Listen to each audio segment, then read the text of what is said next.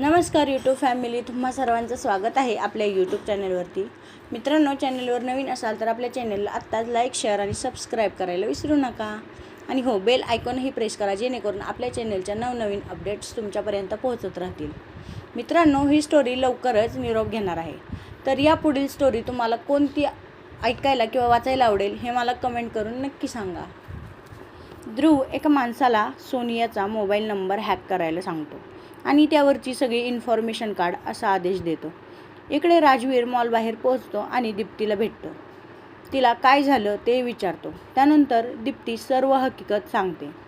राजवीर ते लोक कोण होते याविषयी तिला विचारतो, पण दीप्ती काही माहिती नाही असं सांगते. इकडे ध्रुवने सोनियाचा फोन आणि त्यावरील सर्व माहिती मिळवली होती.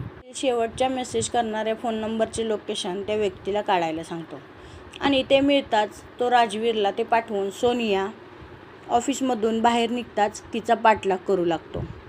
इकडे मेसेज मिळताच राजवीरही त्या लोकेशनकडे जायला निघतो. इतक्यात विजयही तिथं पोहोचतो आणि तोही दीप्तीसोबत त्याच्याबरोबर जातो. ते लोकेशन मुंबईपासून थोड्याच अंतरावर असलेलं एक ओसाड ठिकाण, ज्याचं नाव काळा किल्ला घाट असं होतं. सभोवताली दाट झाडी, अधूनमधून वाऱ्यांमुळे हलणाऱ्या झाडांच्या सावल्या आणि दूरवरून येणारा समुद्राचा आवाज. एक जुना अर्धवट पडलेला बंगला टेकडीवर उभा होता. खिडक्यांच्या तुटलेल्या काचा, किरकिरणारा दरवाजा, आतमध्ये अंधार. फक्त एका खोलीत पिवळट दिवा लुकलुकत होता. आतमध्ये खुशीला एका खुर्चीवर बांधून ठेवलं होतं. भीती आणि राग दोन्ही तिच्या चेहऱ्यावर दिसत होतं. ती स्वतःला सोडवण्याचा प्रयत्न करत होती, पण दोर अजूनच घट्ट होत होता. इतक्यात दरवाजा बाहेरून पावलांचा आवाज येतो आणि एक सावली आत येते. जागी झालीस? त्यावर खुशी चेहरा वर करून त्या मुलीकडे पाहते आणि ती थक्क होते. ती सोनिया होती. ती हलकसं हसते आणि म्हणते, तुला काय वाटलं? तू माझ्या राजवीरला माझ्यापासून हिरावशील? नाही, मी असं होऊच कसं देईल? तुला माहीत आहे का, मी मला हवी असणारी प्रत्येक गोष्ट, प्रत्येक वस्तू आजपर्यंत मिळवली आहे. पण तू कोण कुठली दीड दमडीची? तुझं लग्न झाले तरीही तू बॉसबरोबर फ्लर्ट करतेस.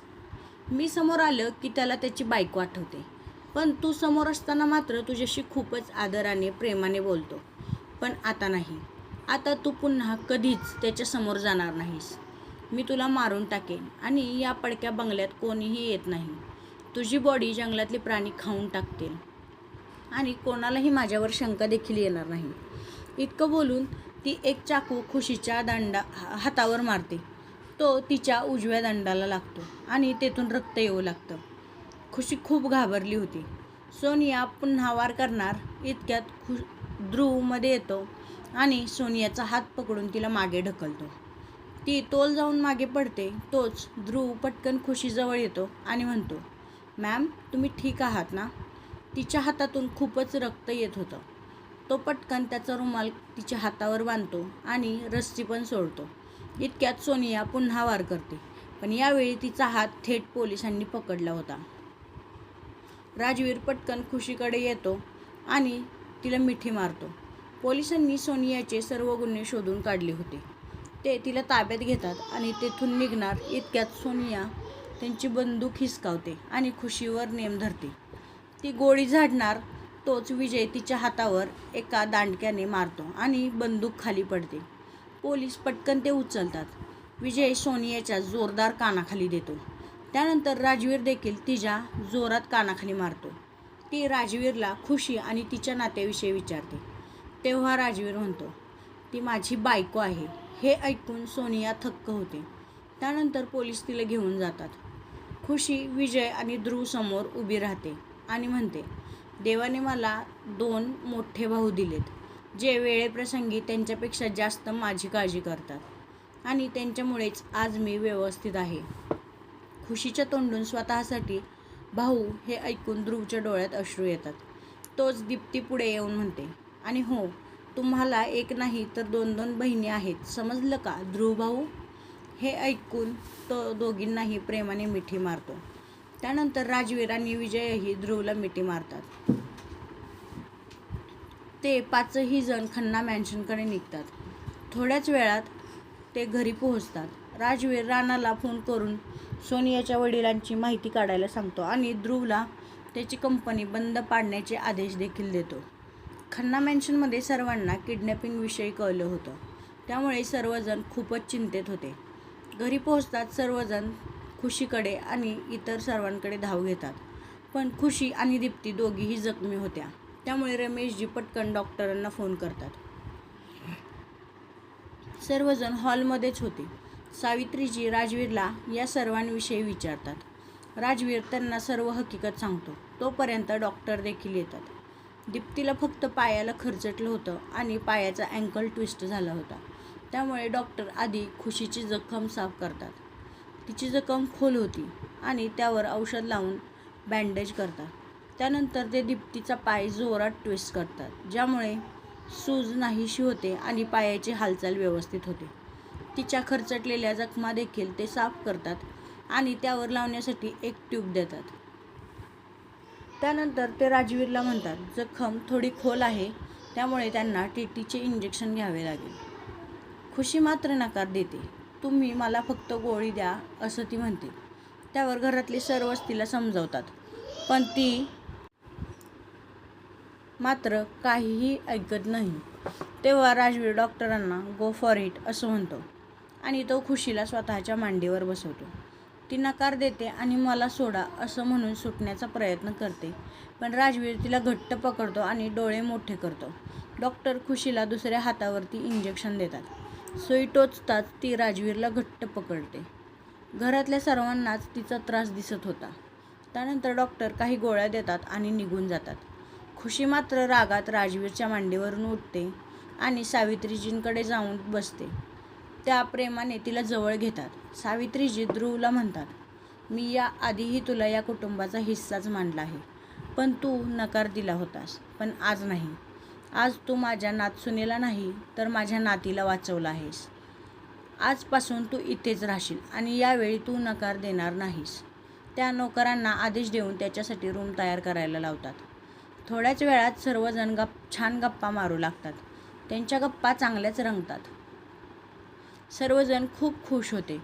खुशी तशीच सावित्रीजींच्या खांद्यावर डोकं टेकून झोपी जाते. सावित्रीजी तिला आवाज देतात, पण ती काहीच उत्तर देत नाही. त्यानंतर राजवीरचं लक्ष तिच्यावर जातं. तो त्यांच्यापाशी जातो आणि म्हणतो, दादी ती झोपली आहे, मी तिला रूममध्ये नेतो. त्यानंतर तो तिला उचलतो आणि रूममध्ये नेऊन बेडवर झोपवतो. प्रेमाने तिच्या कपाळावर चुंबन घेतो आणि पुन्हा सर्वांपाशी जातो. थोडा वेळ गप्पा मारल्यावर सर्वजण जेवण करून आपापल्या रूममध्ये जातात आणि आराम करतात. राजवीरला एक ऑनलाईन मीटिंग होती. क्लायंट दुसऱ्या देशात असल्यामुळे ही मीटिंग ऑनलाईन होणार होती. मीटिंग सुरू होते. थोड्या वेळानंतर खुशीचा हात दुखत असल्यामुळे तिला जाग येते. ती उठून वॉशरूममध्ये जाते आणि कपडे बदलून नाईटी घालून बाहेर येते.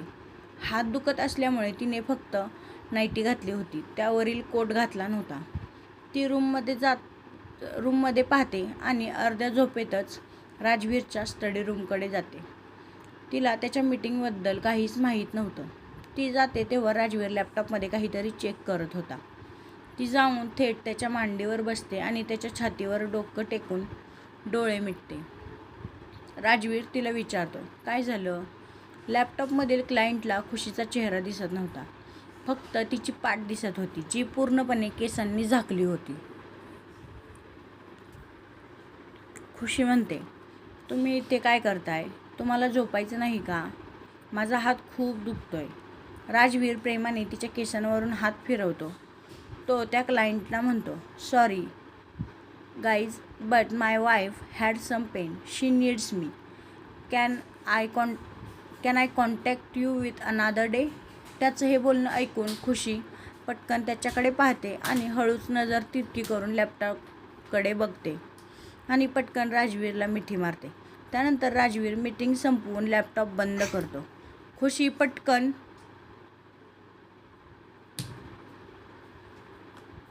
त्याच्या मांडीवरून उठते आणि रूमकडे जायला निघते. पण राजवीर तिला स्वतःकडे खिचतो आणि म्हणतो, काय झालं बायको? तू अशी का पळत होतीस? त्यावर खुशी म्हणते, तुम्ही मला सांगितलं का नाही की तुम्ही मीटिंगमध्ये होता? राजवीर म्हणतो, कधी सांगणार? तू डायरेक्ट माझ्या मांडीवर येऊन बसलीस आणि तुझ्यामुळे मला किंवा माझ्या क्लायंटला काही डिस्टर्ब झाले नाही. राजवीर तिला विचारतो, तुझा हात खूप दुखतोय का? मी डॉक्टरांना बोलावू का? त्यावर खुशी नको असं म्हणते. राजवीर तिला म्हणतो, पण का? त्यावर खुशी म्हणते, म्हणजे तुम्ही मला पुन्हा सुई टोचवायला लावणार नाही. मला डॉक्टर अजिबात आवडत नाही. थोड्या वेळापूर्वी तुम्ही मला जबरदस्तीने इंजेक्शन घ्यायला लावलं. पुन्हा जर तुम्ही सर्वांसमोर मला डोळे मोठे केले तर मी तुमच्याशी कधीच बोलणार नाही, समजलं का? तिचं नाक रागाने लाल झालं होतं आणि ती एखाद्या क्यूट मुलीसारखे तिचे हावभाव होते.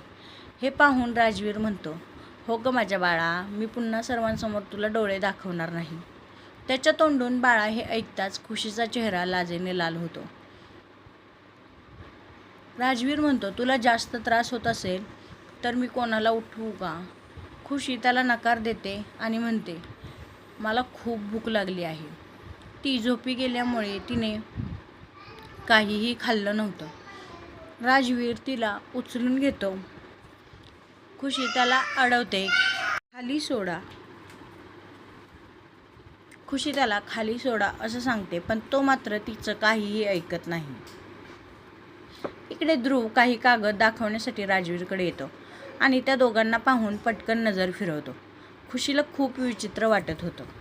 तो तिला घेऊन थेट किचनकडे येतो. घरातील सर्व मेड त्यांच्याकडे पाहत होत्या. तो तिला किचनच्या एका टेबलवर बसवतो आणि मेडला इशारा करतो. त्यानंतर सर्व मेड बाहेर जातात आणि एक मेड राजवीरला शॉल नेऊन देते. ती शाल राजवीर खुशीच्या अंगावर टाकतो, ज्यामुळे आता ती अस्वस्थ होणार नाही. त्यानंतर तो जेवण गरम करतो आणि स्वतःच्या हाताने खुशीला भरवतो. इकडे किचन बाहेर घरातली सर्वच एक एक करून पाणी पिण्यासाठी किचनमध्ये आले होते. किचनच्या बाहेरूनच थांबून ते पाहत होते. ध्रुव, रिया, सावित्रीजी, रमेशजी, प्रकाशजी, सुनीताजी, संजनाजी आणि सर्वात शेवटी विजय येतो. तो सर्वांना एका लाईनमध्ये उभं राहिलेलं पाहतो आणि सर्वात शेवटी विजय येतो. तो सर्वांना एका लाईनमध्ये उभं राहिलेलं पाहतो आणि त्यांच्या नजरेचा अंदाज घेऊन आत डोकावतो. खुशी टेबलवर बसून मस्त जेवण एन्जॉय करत होती, तर राजवीर स्वतःच्या हाताने तिला खूप प्रेमाने भरवत होता. त्या दोघांच्या चेहऱ्यावरील आनंद पाहून सावित्रीजींना समाधान मिळतं की त्यांची निवड अगदी योग्य होती. खुशी थोडंसं खाऊन माझं पोट भरलं असं म्हणते, पण राजवीर तिला अजून थोडं खाण्याचा हट्ट करतो. तेव्हा ती शेजारील केचप उचलून त्याच्या गालावर लावते. राजवीर जेवणाचं ताट ठेवतो आणि हात धुवून स्वच्छ करतो. त्यानंतर तो पण तो केचप उचलणार इतक्यात खुशी खाली उतरते आणि टेबलच्या दुसऱ्या बाजूने जाते. ती राजवीरला त्रास देण्याच्या मूडमध्ये होती. तो हातात केचप घेऊन तिच्या मागे धावत होता. ती पुढे आणि तो मागे. त्यानंतर राजवीर तिला पकडतो आणि खांद्यावर उचलतो. रूमकडे जाण्यासाठी बाहेर येतो, पण सर्वांना एका रांगेत पाहून तो थांबतो. खुशीला सर्वांविषयी काहीही माहिती नव्हती. ती फक्त राजवीरला सॉरी, मी पुन्हा असं करणार नाही, पण मला खाली सोडा असं म्हणत असते. तेवढ्यात विजय म्हणतो, ओ यार, सगळे रूममध्ये गेल्यावर तुम्ही असाच किचनमध्ये येऊन रोमॅन्स करता का? विजयचा आवाज ऐकून खुशी पटकन खाली उतरते आणि सर्वांना पाहून राजवीरच्या मागे उभी राहते. तिला खूप लाज वाटत होती. तोच रिया पुढे येते आणि राजवीरच्या कपाळाला हात लावून त्याला ताप आहे का ते चेक करते. ती म्हणते, भाई तुम्ही तर एकदम ठीक आहात. ती सुनीताजींकडे जाऊन म्हणते, मॉम, हा तोच भाई आहे का गं, जो फक्त आणि फक्त काम करायचा? इतक्यात विजय म्हणतो, मग ही सगळी माझ्या बहिणीची जादू आहे. हे ऐकून खुशी लाजते आणि पटकन धावत रूमकडे जाते. सगळे तिला आवाज देतात, पण ती न थांबता रूममध्ये जाते. राजवीर सर्वांना म्हणतो, काय तुम्ही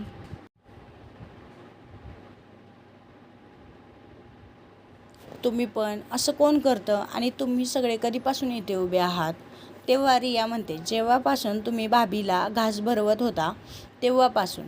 त्यानंतर राजवीर देखील आपल्या रूममध्ये जातो आणि सर्वजण हसू लागतात. खुशी रूममध्ये येऊन खिडकीपाशी उभं राहून बाहेरचं दृश्य पाहत होती. राजवीर रूममध्ये येतो आणि दार बंद करतो. तो तिला पाठीमागून मिठी मारतो. ती म्हणते, काय तुम्ही सर्वांनी आपल्याला पाहिलं आणि ते काय विचार करत असतील. तेव्हा राजवीर म्हणतो, मी माझ्या हक्काच्या बायकोबरोबर रोमांस करत होतो आणि मी माझ्या बायकोसोबत मला हवं ते काहीही करू शकतो. असं म्हणून तो तिला प्रेमाने उचलतो आणि बेडवर नेतो. तिला झोपवून तो तिला किस करू लागतो. 10 मिनिटांनंतर तो तिच्या ओठांपासून वेगळा होतो. तो तिच्या कपाळावर किस करतो आणि प्रेमाने तिला छातीवर घेऊन ते दोघेही झोपी जातात. 4-5 दिवस असेच उलटतात. अचानक विजयच्या कारचा अपघात होतो. सुदैवाने विजय काही कामामुळे अगोदरच कारमधून उतरला होता, पण ड्रायव्हर आणि गाडी दोघांची अवस्था खूपच गंभीर होती. त्यानंतर पुन्हा काही दिवस असेच शांततेत जातात आणि प्रकाशजींवर हल्ला होतो. या सर्वाचा तपास लागे न लागे तोच काही दिवस असेच जातात आणि पुन्हा सुनीताजींच्या कारचा अपघात होतो. मात्र या सर्वात प्रकाशजी आणि सुनीताजी किरकोळ जखमी झाले होते. पण खुशीचं मन पुन्हा त्या पत्राकडे गेलं होतं. आता तिला या सगळ्याच्या मुळाशी जाण्याचा निर्णय घेतला होता. ती राजवीरशी बोलायचं ठरवते आणि त्याच्याकडे जाते, पण तो गाडीत बसून निघाला असतो. ती त्याच्या गाडीमागे जाते. राजवीरची गाडी रानाच्या अड्ड्यावर पोहोचते. तो गाडीतून उतरून आत जातो. खुशीची गाडी थोडी दूरवर असल्यामुळे त्याला त्याविषयी माहिती नव्हती, पण रानाच्या लोकांना वेगळी शंका होती. त्यामुळे खुशी आत जाणार इतक्यात ते तिला पकडतात आणि दुसऱ्या मार्गाने गोडाऊनमध्ये एका रूममध्ये नेऊन बांधून ठेवतात. राजवीर येताच सुरेशकडे जातो आणि त्या व्यक्तीविषयी पुन्हा चौकशी करू लागतो. पण सुरेश पहिल्यांदा सांगितलेल्याच गोष्टी वारंवार सांगत होता. त्यामुळे राजवीर रानाकडे येतो. सुरेशच्या आजच्या वागण्यात काहीतरी बदल होता हे त्याला जाणवत होतं. बाहेर येऊन राजवीर एका सोफ्यावर बसतो. तो काही बोलण्याआधीच रानाची माणसे येऊन सांगतात की सर, कोणीतरी सरांचा पाठलाग करत इथपर्यंत पोहोचला आहे. आम्ही त्याला ताब्यात घेतलं आहे. त्यानंतर राणा त्याला समोर आणा असा आदेश देतो. त्यानंतर ते लोक खुशीला घेऊन येतात आणि राणा समोर उभं करतात. राणा मध्ये असल्यामुळे राजवीरला खुशी दिसत नव्हती. राणा तिला विचारतो, कोण आहेस तू? तू इथे काय करतेस आणि सरांचा पाठलाग का करत होतीस? त्यावर खुशी डोळ्यांनीच त्याला रस्सी सोडण्याचा आणि तोंडावरील टेप काढण्याचा इशारा करते. राणा त्याच्या माणसांना डोळ्याने खुणवतो. ते दोघं तिला मोकळं करतात. ती हळूच राणाकडे पाहून हसते आणि त्या दोघांच्या जोरात कानाखाली मारते. त्या आवाजाने राजवीर तिकडे पाहतो. राणा खुशीला विचारतो, त्यांना का मारलं? तेव्हा खुशी म्हणते, याचं उत्तर मला नाही, त्यांना विचार. राणा राजवीरकडे पाहतो. राजवीरचे लक्ष खुशीकडे जाते. ती खूप रागात होती. तिला पाहताच तो उभा राहतो. तू इथे? एवढंच तो बोलतो. त्यानंतर खुशी त्याच्याकडे जाते आणि त्याचा कान पकडते. राजवीर फक्त सॉरी एवढंच बोलत होता. राणा हे पाहून आश्चर्यचकित झाला होता, कारण तेथील इतर लोकही आश्चर्यचकित झाले होते, कारण आजपर्यंत राजवीरची अशी अवस्था कोणीही पाहिली नव्हती. खुशी सोफ्यावर बसली होती. राणा मात्र तिच्याकडे एकटक पाहत होता. राजवीर तिच्या समोर गुडघ्यावर बसला होता, कारण खुशीला खोटं बोललेलं आणि काही लपवलेलं अजिबात आवडत नव्हतं. लग्नानंतर पहिल्यांदाच एवढं मोठं सत्य तिच्या समोर आलं होतं. तर मित्रांनो, तुम्हाला हा भाग कसा वाटला हे मला कमेंट करून नक्की सांगा. आणि हो, या पुढची स्टोरी तुम्हाला कोणती ऐकायला आवडेल हे पण मला कमेंट करून नक्की सांगा. Bye bye.